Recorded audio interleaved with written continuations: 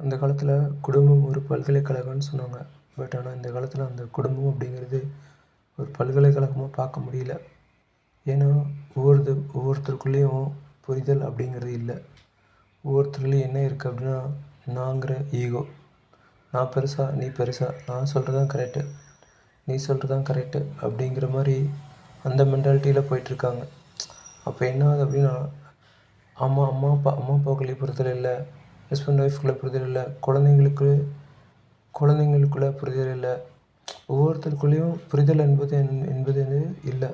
அதனால தான் என்ன அப்படின்னா, குடும்ப ஒற்றுமை சீரழியுது.